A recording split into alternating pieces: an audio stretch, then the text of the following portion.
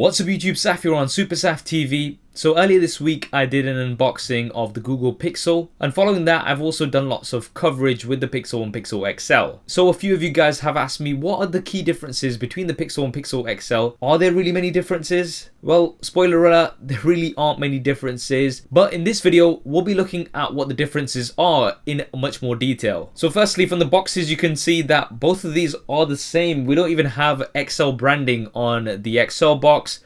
They both look identical. The only way you'll be able to tell them apart is from the label at the bottom. Inside the box, what you get is also identical. And I've covered all of the individual aspects in detail in the previous unboxing. So definitely go ahead and check that out if you haven't already. Now, one thing a few of you guys mentioned was, where are the headphones? Well, there aren't any headphones.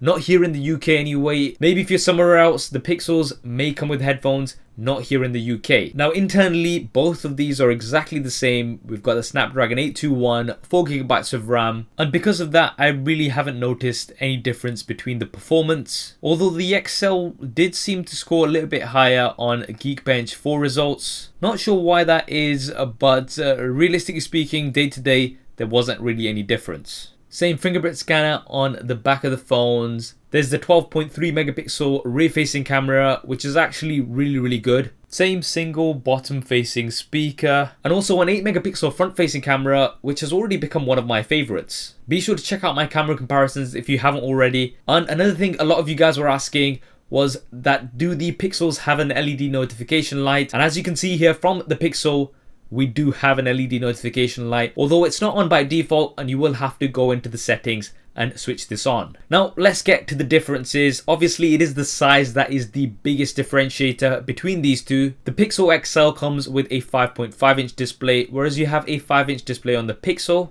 And this results in the Pixel XL being larger in both the height and width. However, in terms of thickness, these both are exactly the same. Now because of the smaller size, the Pixel is the easier to use in one hand, but the Pixel XL isn't too much larger and should still be manageable for most people. However, if this is an issue for you, then the Pixel will be the better option. Now, that larger display on the Pixel XL also has a higher resolution. You've got Quad HD versus Full HD, and that results in a higher pixel density. And overall, the Pixel XL does have more sharp and crisp images and text.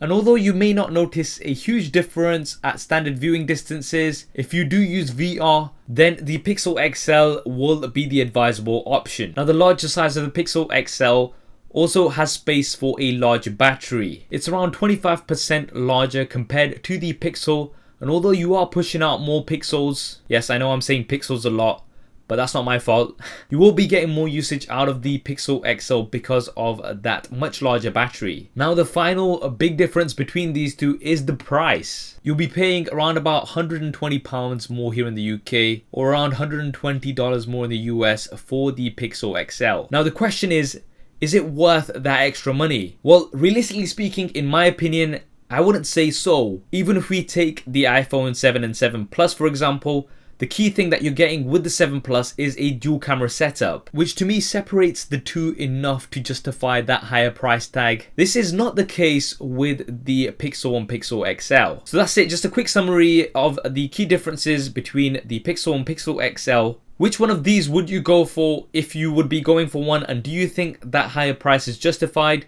Drop me a comment below and let me know your thoughts. I hope you enjoyed this video and found it useful. If you did, then please do hit that thumbs up button for me. It really does help me out. If you haven't already, then be sure to subscribe. Thanks for watching. This is Saf on SuperSaf TV, and I'll see you next time.